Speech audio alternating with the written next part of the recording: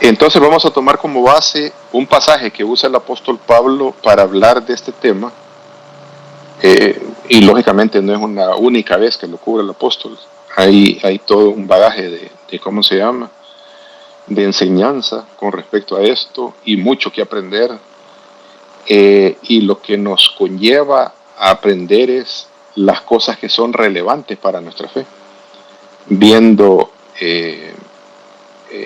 con una óptica diferente, digamos, el Nuevo Testamento, y viendo cuáles son las piezas importantes de las enseñanzas de nuestro Señor Jesucristo y de la relevancia que tiene para nuestra fe esas enseñanzas y de nuestra perseverancia en esa fe. Primera de Corintios 10, 1 a 6. Se los leo.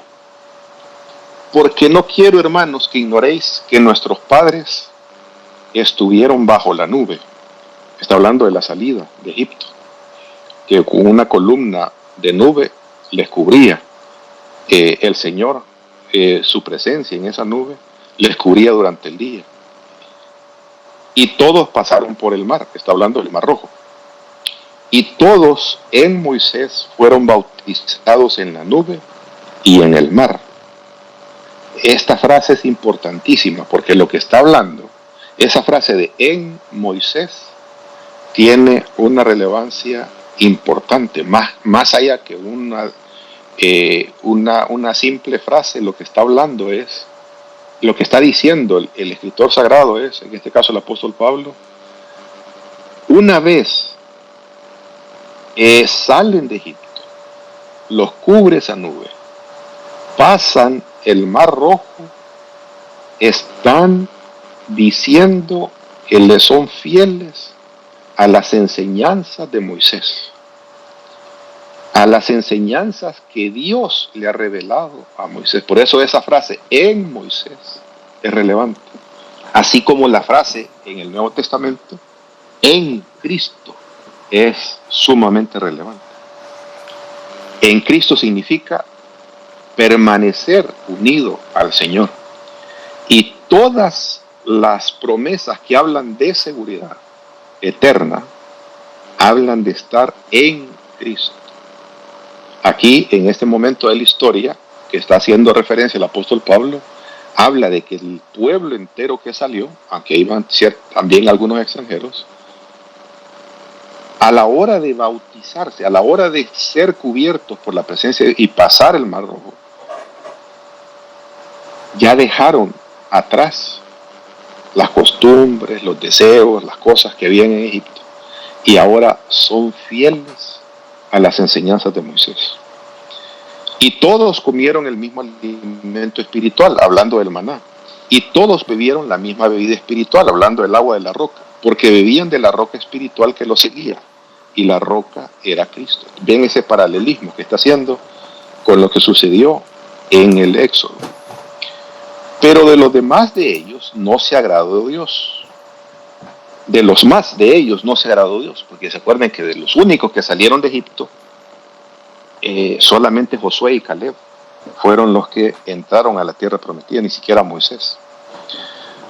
Por lo cual quedaron postrados en el desierto.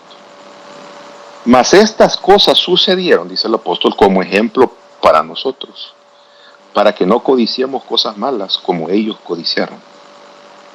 Entonces, ¿qué es lo que está diciendo el apóstol Pablo? Miren, pongámosle atención a lo que sucedió en el Éxodo, porque es una enseñanza que no tiene pérdida. O sea, lo que está revelado, lo que sucedió en el Éxodo, es sumamente importante. Hay ejemplos de lo que debemos hacer y hay contraejemplos, o sea, ejemplos de lo que no debemos hacer. Y ahí pone un par de ejemplos, ¿verdad? Fuimos bautizados, pero a unos fueron relegados por su idolatría, por su dureza de corazón, por no creer en el Señor.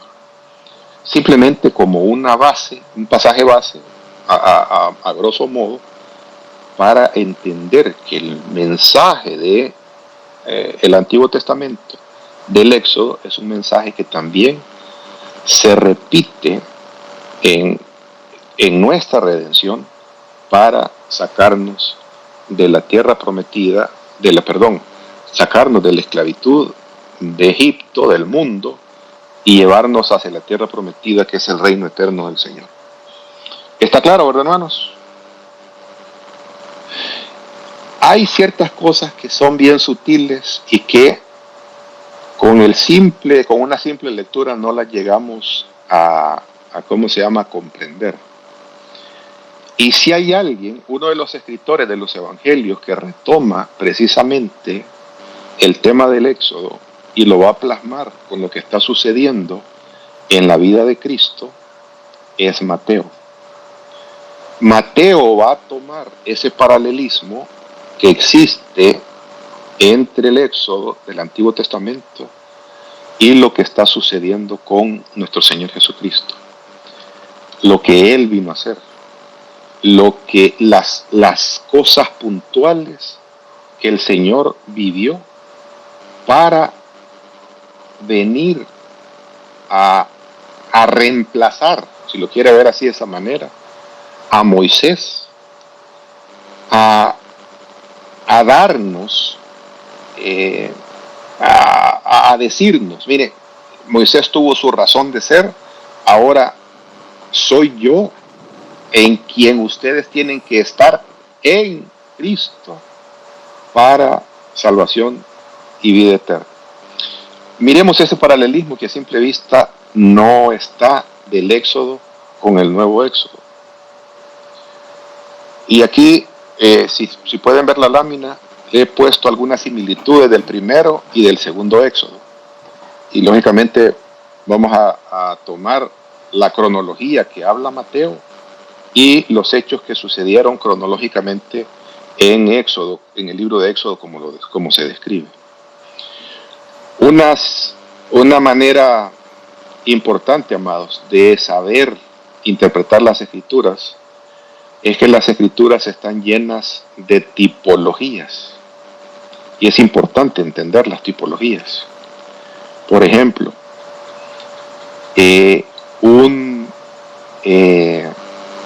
José es un tipo de Cristo en ciertos eventos específicos en su vida. Un Israel como nación es un tipo de Cristo, porque el Señor a Israel le llama mi hijo. Y ¿cómo se llama? En Oseas hay un pasaje en capítulo 11, el primer versículo dice: de Egipto llamé a mi hijo. Está hablando de un hecho pasado, de cuando el Señor saca de Egipto a Israel. Pero Mateo va a agarrar esa tipología y a decirnos, miren, eso que sucedió con Israel es también lo que está sucediendo, lo que se está cumpliendo. Esa tipología se está cumpliendo en su totalidad en la persona de Cristo. Pregunta o alguien entrando. Tirsa, bienvenida. Sí pueden ver la lámina, ¿verdad, hermanos? Porque es importante que la vean. Perdón. ¿Me dejan entrar? Sí. Ya está adentro, Tirsa, ya está adentro. Ok, gracias. Similitudes del primer y segundo Éxodo. ¿Pueden ver la lámina, amados? Amén. Ok, perfecto. Miremos, el número de la izquierda con el número de la derecha coinciden en la narrativa de Mateo y en la cronología cómo suceden los hechos en Éxodo. Número 1, la ida a Egipto para salvar a Israel. ¿Se acuerdan de la hambruna que hubo en la tierra de Canaán? Ya José estaba en Egipto y la única manera para poder salvarse fue llevarse a toda su familia con todas sus cosas para Egipto, para salvarlo de la muerte prácticamente, porque si se quedaban en la tierra de Canaán iban a perecer. Mateo arranca diciéndonos que Cristo Jesús, recién nacido, tiene que huir a Egipto para salvar su vida a raíz de las persecuciones del rey Herodes, que cuando los magos llegan a visitarlo, erróneamente le dicen que ha nacido el rey de Israel, fueron los magos. El error que cometen es llegar a la corona de Israel, al rey Herodes, a decirle que ha nacido un nuevo rey. Eso es como llegar a cualquier oficina o a decirle, mira, ya vino tu reemplazo.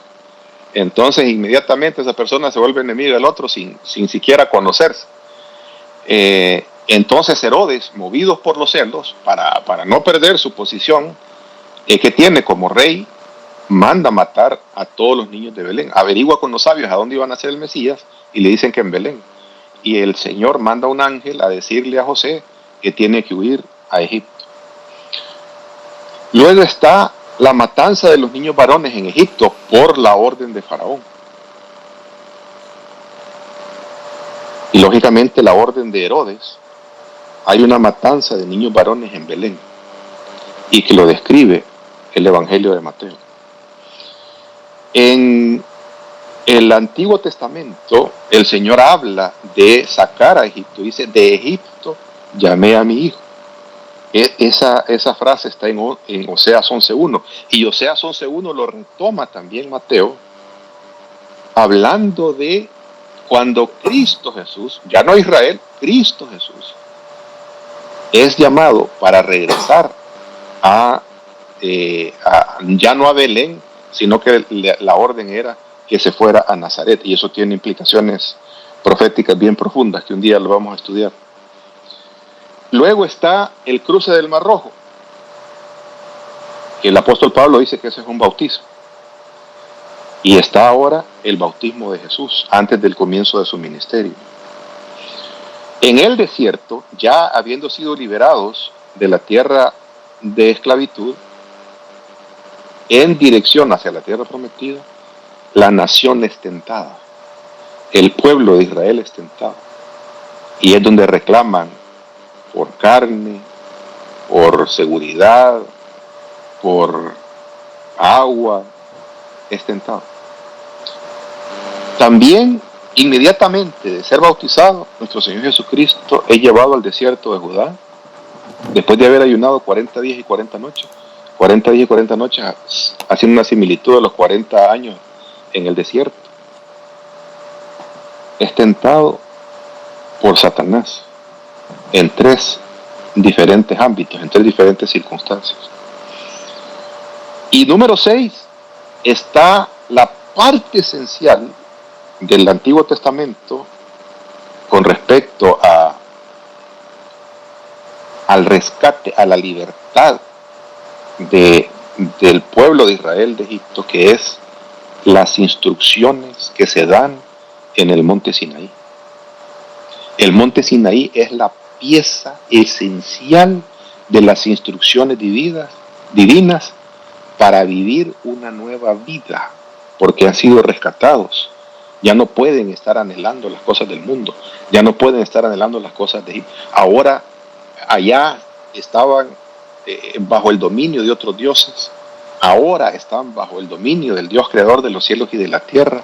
Y lo que sucede en el monte Sinaí es fundamental, y los judíos lo entienden, por eso es tan importante el Pentateuco para ellos, por eso es tan importante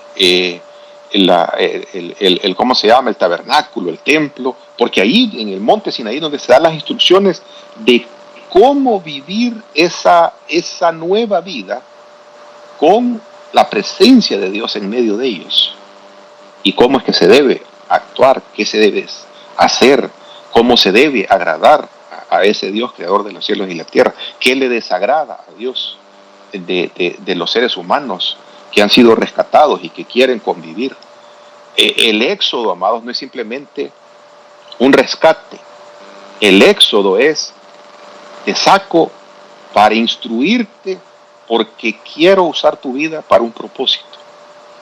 Y es justamente lo que el Señor hace inmediatamente, comenzando su ministerio, dar las instrucciones en el monte que lo conocemos como el monte de las bienaventuranzas.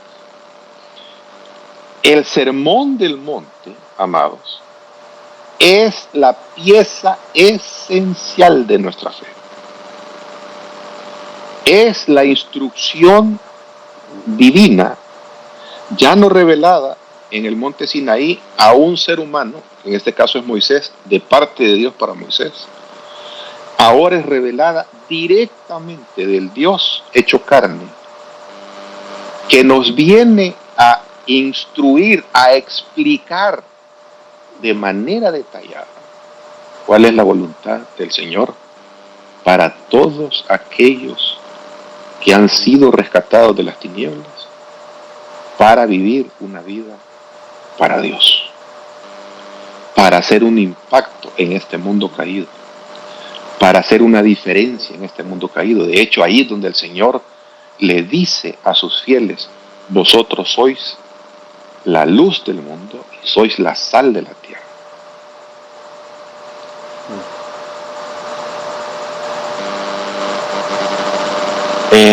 A manera de paréntesis, yo siempre me pregunté, con todo lo que estudiaba de las escrituras y hablando de comentaristas y gente que escribe libros y todo eso, ¿por qué es tan diferente la enseñanza de Pablo en apariencia con las enseñanzas de Cristo? Y realmente cuando los estudiamos de manera detallada y entendemos el reino, no es diferente, amados. El apóstol Pablo va a dar instrucciones claras y serias de cómo vivir el sermón del monte. Cuando el Señor se va, asciende, antes de ascender, hace la reunión y se reúne con los 11, porque ya no estaban los 12, ya Judas se había ahorcado. Le dice, ¿verdad? Toda potestad me he dado en los cielos y en la tierra. Por lo tanto, vayan y hagan discípulos de todas las naciones, enseñándoles a guardar todas las cosas que les he enseñado. Todas esas cosas son las instrucciones que el Señor da en el monte de la bienaventuranza. Nuestro Pentateuco es el monte, las enseñanzas del sermón del monte. Ahí está la clave de la voluntad divina para que nosotros, aún con nuestras debilidades, aún con nuestros altos y bajos espirituales, aún con nuestras dudas, anhelemos agradar a Dios haciendo las instrucciones que están contenidas en el Sermón del Monte. De la misma manera como las instrucciones que Dios dio, y los estuvo un año. El discipulado de Israel duró un año para instruirlos en todas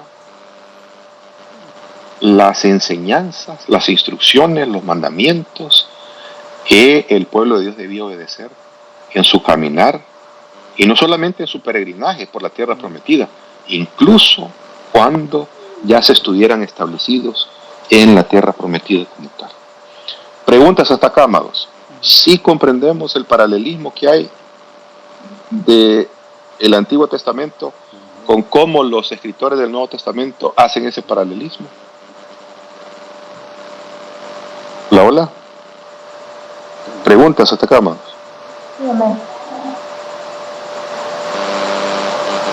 ¿Nadie tiene preguntas? No, yo iba a preguntar sobre el sermón del monte, ¿verdad? Que es como pues la rectificación de Dios. Ratificación, ajá. Ratificación. Ay, yo estoy toda dunda. Será el golpe que me metí en la cabeza, pero todas las palabras las cruzo. Pero sí, la ratificación del Señor. Y tanto como en los 10 mandamientos hay implicaciones con el Dios y con el prójimo, igual el sermón del monte. Yo lo estuve leyendo. Exactamente. Es más, Cristo viene a explicarnos en detalle qué es, cómo se debe vivir esos 10 mandamientos. Hermana Carmencita.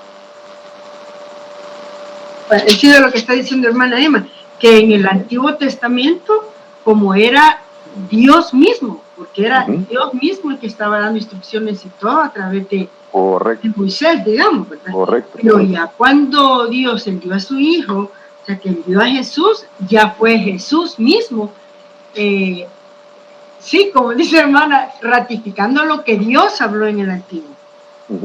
Otra vez el Señor hablando de su reino, porque es el establecimiento de su reino. Al principio lo hizo Dios mismo y ahora ya que tuvo que mandar a su Hijo, pues, ¿verdad? A través de su Hijo nos está hablando y nos sigue hablando. Correcto, exactamente. Les hago una pregunta para ver si hemos entendido el paralelismo que existe. Y es una pregunta profunda. Y contéstela con toda sinceridad. ¿Alguien que ha sido rescatado del mundo puede perderse? Poniendo en paralelo el Antiguo Testamento con el Nuevo Testamento. ¿Tema? Pues claro que sí. Vemos que la generación que salió de Egipto no entró a la tierra prometida. Exactamente. Por eso es tan importante en el Nuevo Testamento el tema de la perseverancia. El Señor Jesús lo dijo.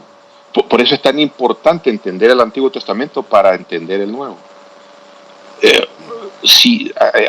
Esto es lo que existe en el calor cristiano de hoy. Es la posición evangélica más adoptada por muchos en la iglesia evangélica el día de hoy. Alguien que es salvo va a ser salvo siempre. Nadie que haya sido salvo va a perderse jamás. Porque, ¿cómo se llama? Una vez ha sido redimido para siempre. Y las enseñanzas del Antiguo Testamento, el apóstol Pablo dice, mire, para nosotros se escribieron esas cosas. Ahí hay ejemplos y hay contraejemplos. Y dice el Señor, afirma el Señor, y lo dice en dos ocasiones diferentes, el que perseverare hasta el fin, este será salvo. Dice en Hebreos, y si retrocede, no agradará mi alma.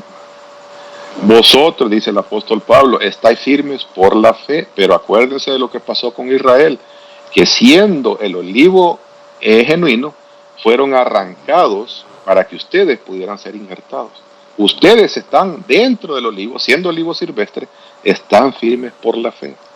En Corintios, capítulo 15, el Señor permanezca, perseveren en esta enseñanza, porque si no han creído en vano. Creer en vano es tener una fe que no funcionó, que no dio, creer en algo que ¿cómo se llama? En una vanidad, como querer jugar el billete de lotería, y el billete de lotería era de años anteriores, pensando que esa semana se iba a jugar.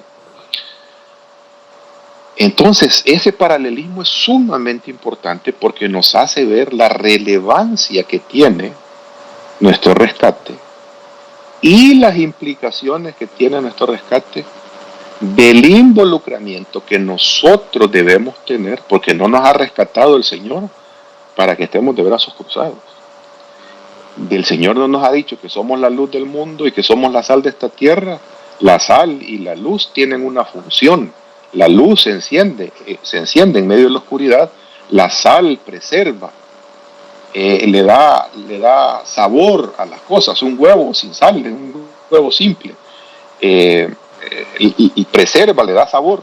El sabor del reino, el sabor de una vida con Dios, el ser luz en medio de las tinieblas, es la función que nosotros como hijos de Dios. Y no está hablando el Señor en ningún momento de ser religiosos.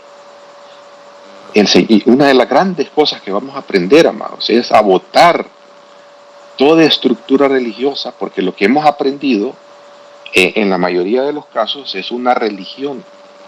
Y creemos que haciendo y practicando esas cosas agradamos a Dios. Y haciendo esas cosas religiosamente no tiene nada que ver con amor al prójimo, tiene nada más que ver con andarnos escondiendo los unos de los otros y andar aparentando cosas que no somos. Pero realmente Dios no está actuando en nosotros porque estamos haciendo cosas para agradar a los humanos y no para agradarlo a Él. para que nos acepten, para que no nos pongan el dedo ahí en la iglesia, ¿verdad? Que nos señalen, sino que lo estamos haciendo para estar bien en esa comunidad, pero no estamos pensando en agradar a Dios. Y el sermón del monte, tanto como las instrucciones del monte Sinaí, tienen mucho que ver con la vivencia nuestra para con nuestro Dios, para amarlo por sobre todas las cosas y amar a nuestro prójimo como a nosotros mismos. ¿Está claro, amados, hasta acá? Muy bien. Vamos a ver que si hay similitudes, también hay algunas diferencias. Y las diferencias también son importantes.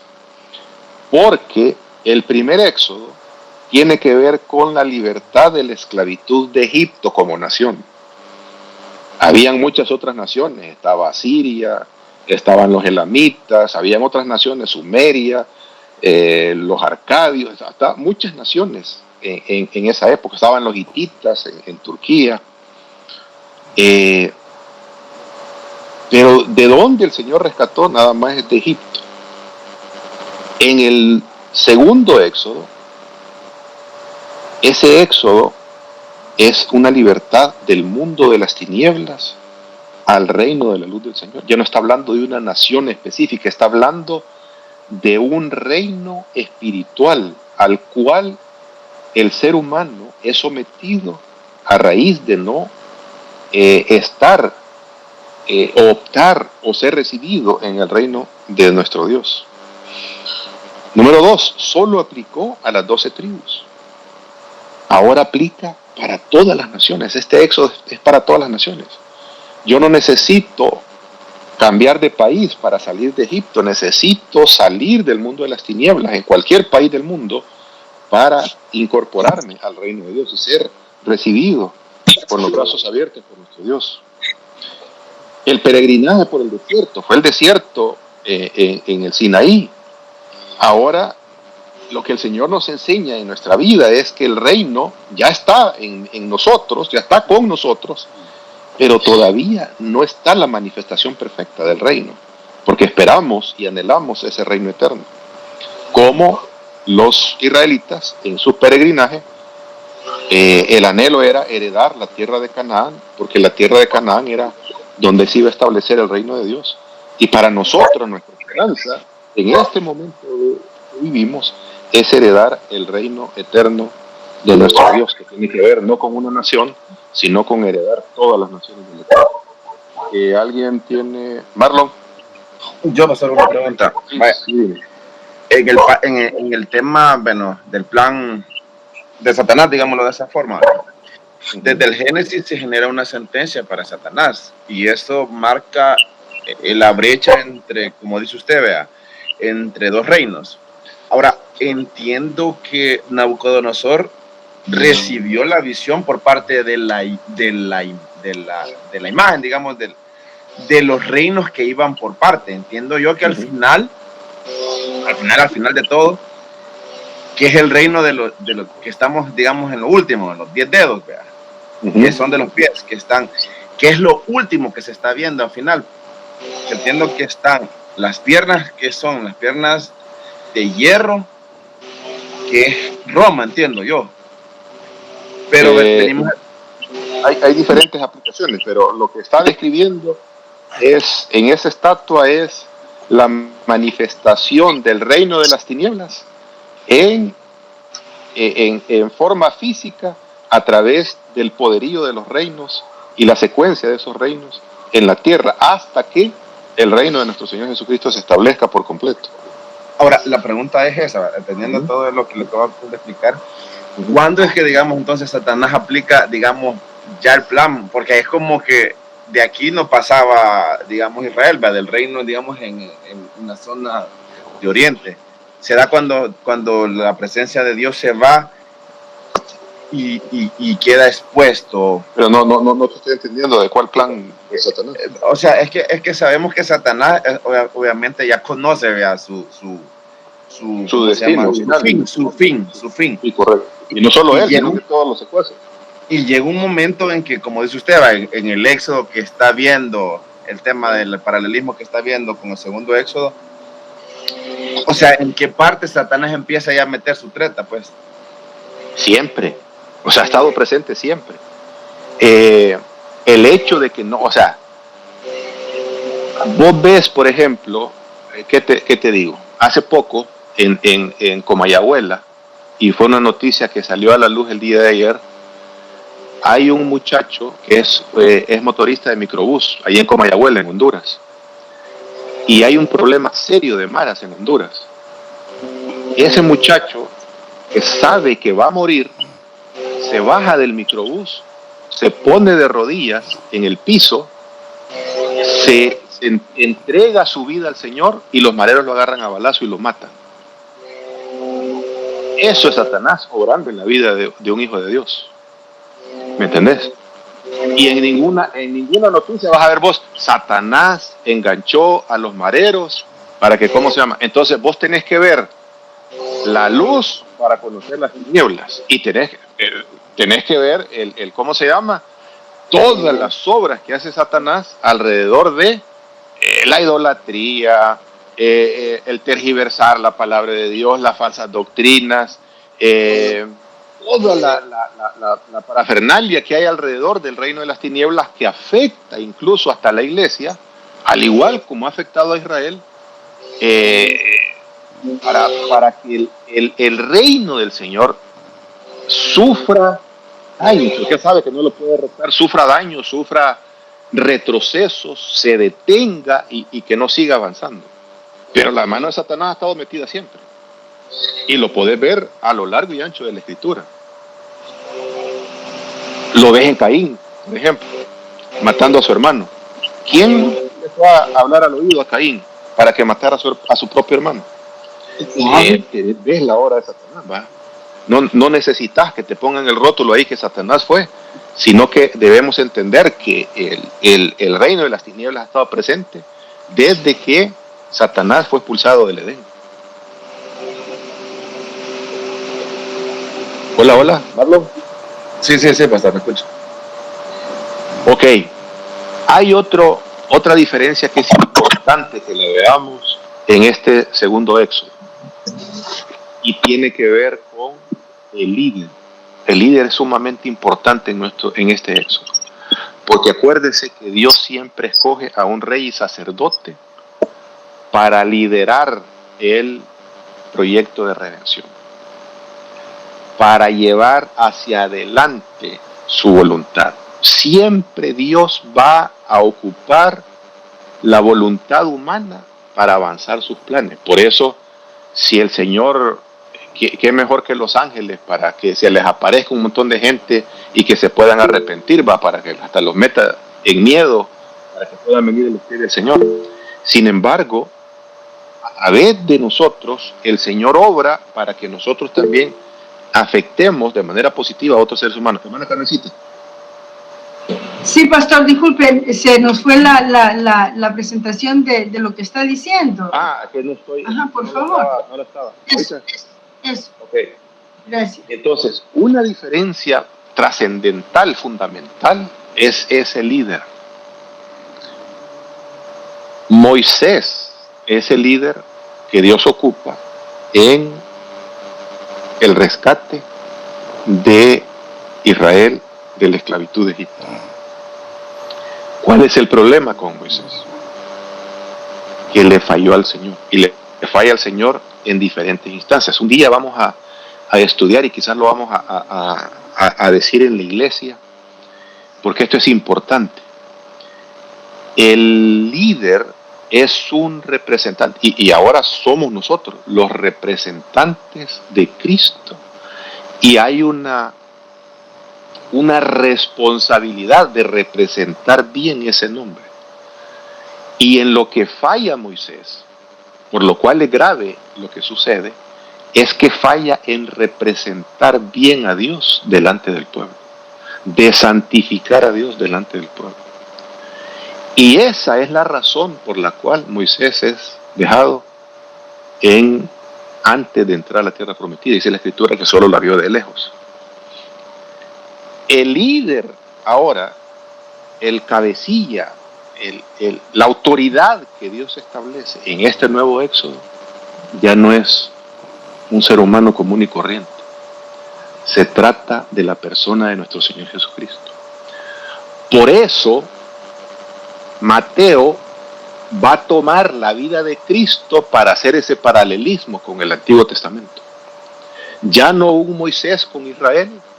Ahora, la persona de Cristo es la que pasa por esa cronología para que volteemos a ver al pasado y que veamos que se está repitiendo la historia, pero ya no con un Moisés o con un ser humano con sus debilidades, sino con Cristo como cabeza.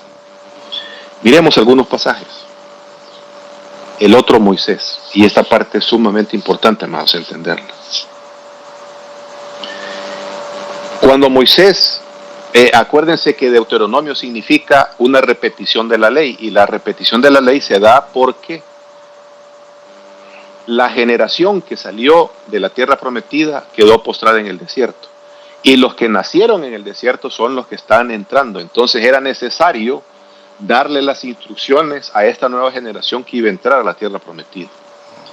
Una de esas cosas que dice Moisés antes de morir es: profeta de en medio de ti, de tus hermanos como yo, te levantará Jehová tu Dios, a él oiréis. En otras palabras, yo ya cumplí con mi misión, bien o mal, le fallé al Señor, no voy a entrar a la tierra prometida, pero el Señor, de en medio de este pueblo, va a levantar a alguien, y a él es que tienen que escuchar.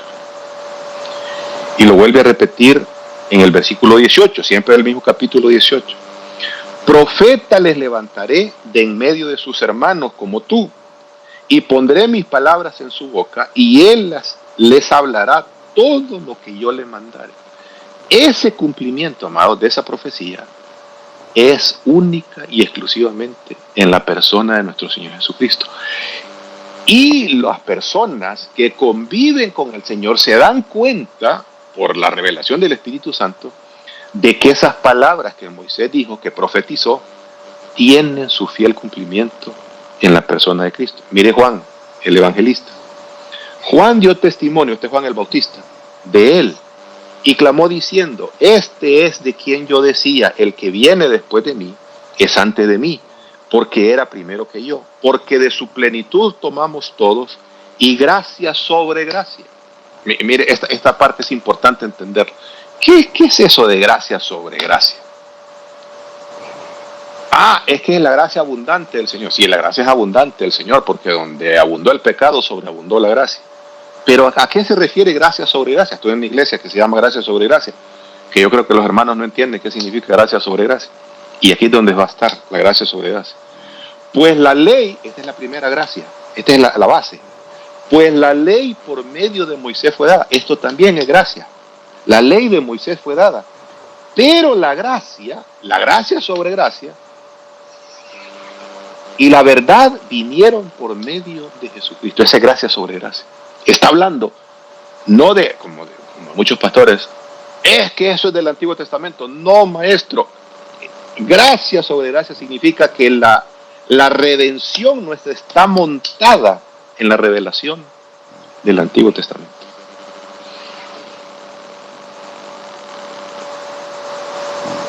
En Cristo es el nuevo Moisés, el otro Moisés, el que había que venir, el Mesías prometido. Mire cuando el Esteban está siendo acusado y está a punto de morir por las acusaciones de los religiosos, va a decir lo siguiente, y esta palabra es poderosísima, porque Esteban conoce perfectamente el Antiguo Testamento. Y habla, ¿verdad?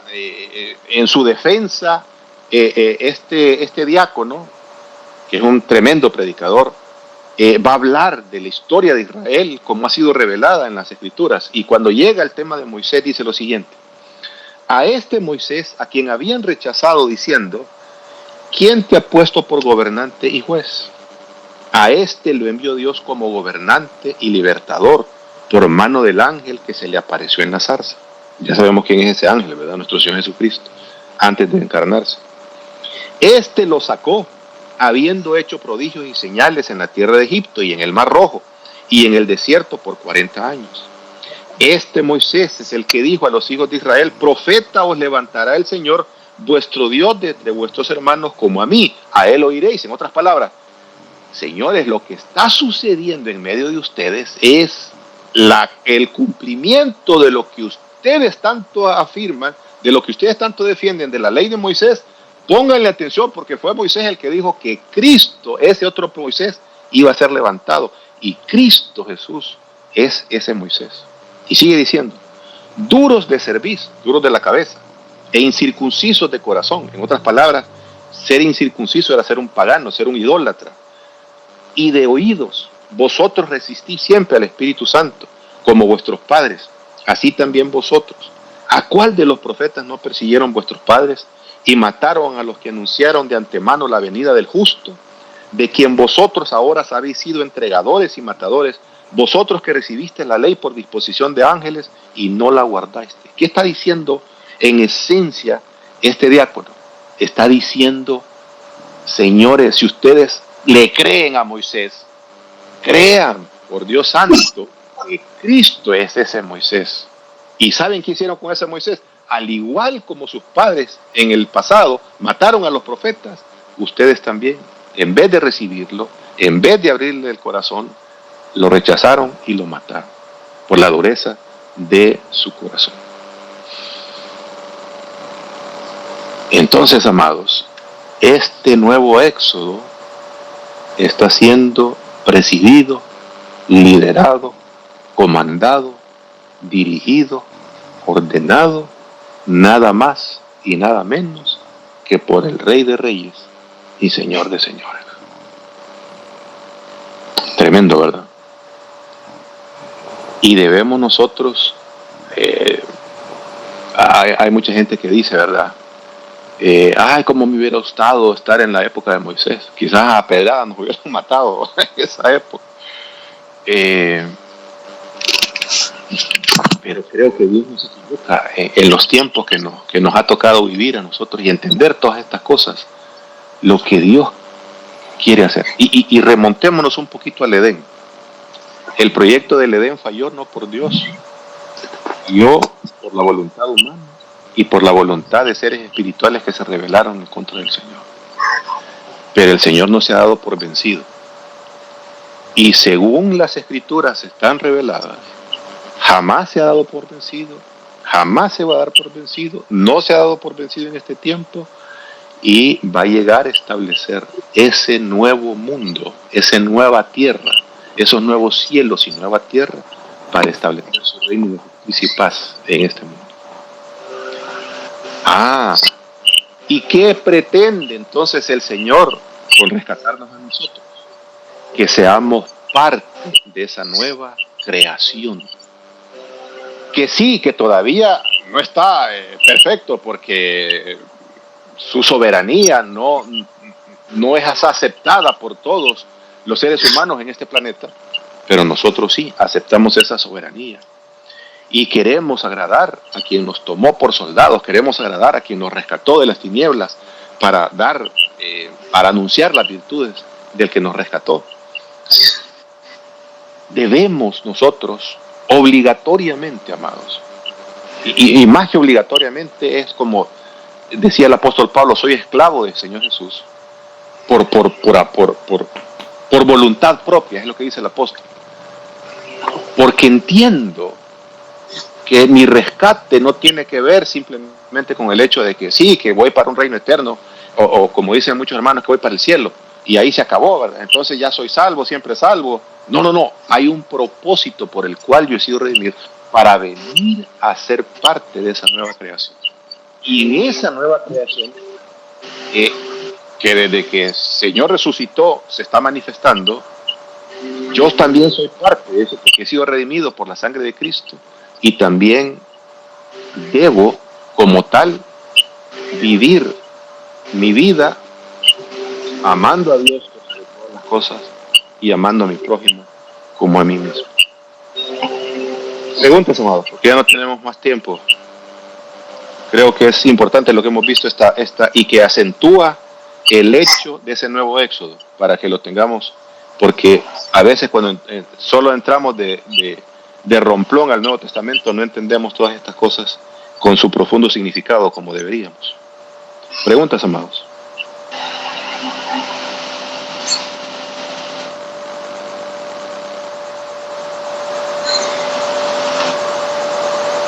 Hola, hola. No hay preguntas.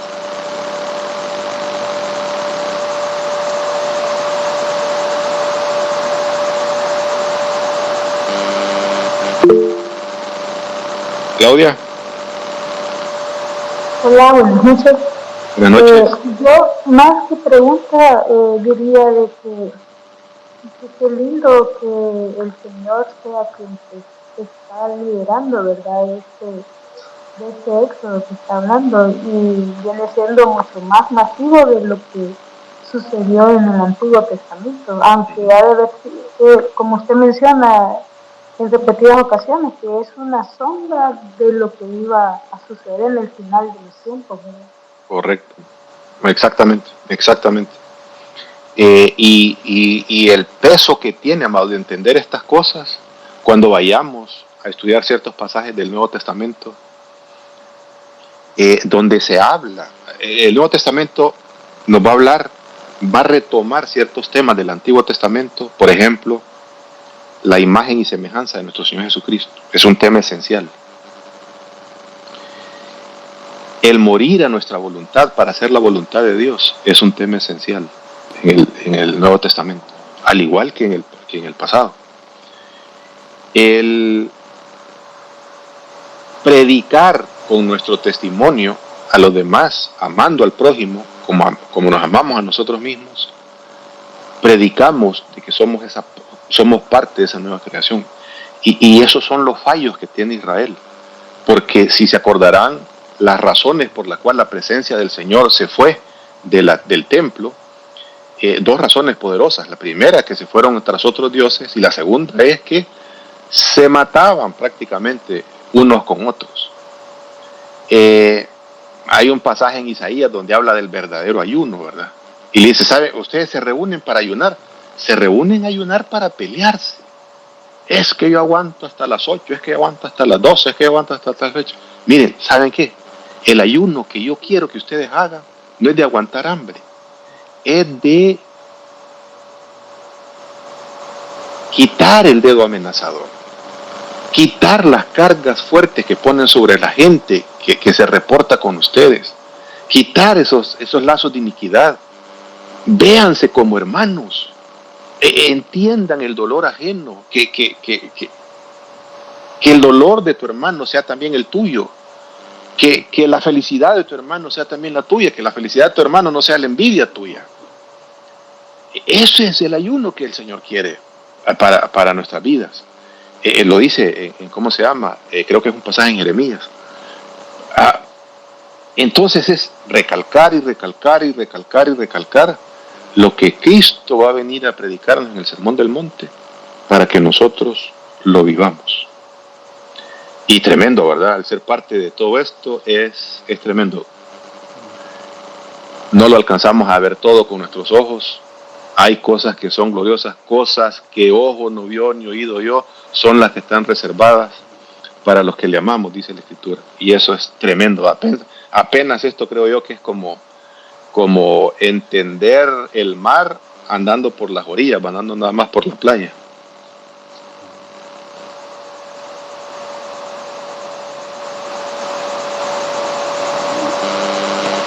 Amén. ¿Preguntas?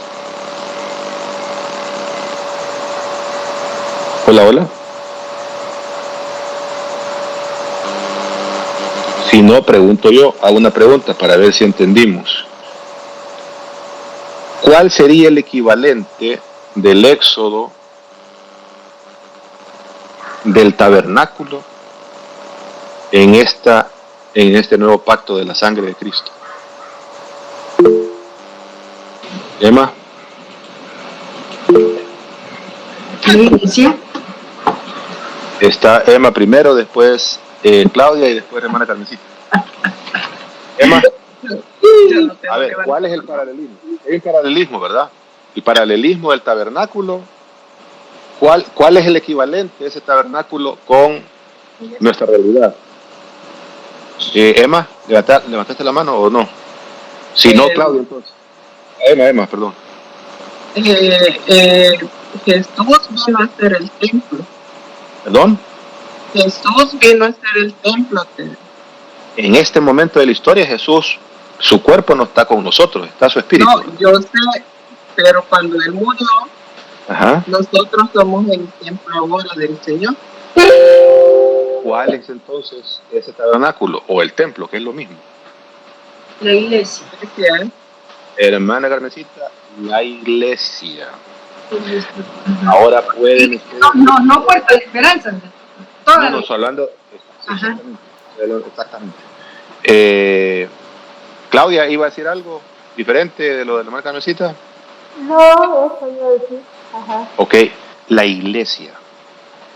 Cristianos, amados, que creen que pueden ser cristianos sin perseverar, sin ser parte integral, sin un compromiso con el cuerpo de Cristo, se están engañando solitos.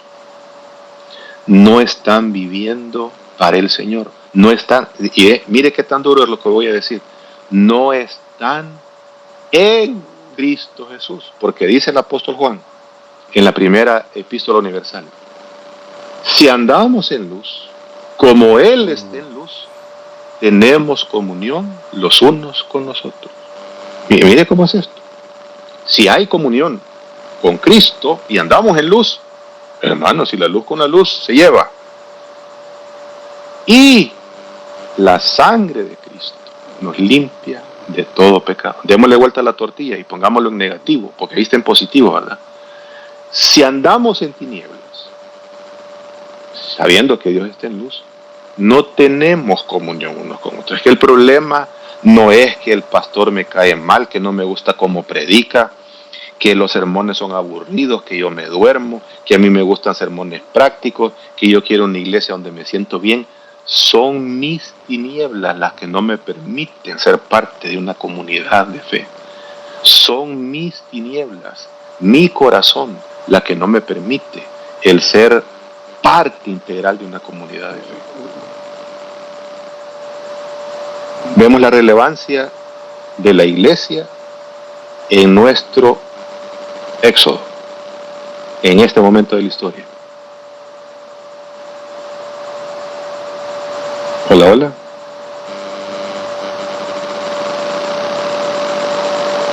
Es importantísimo, ¿verdad?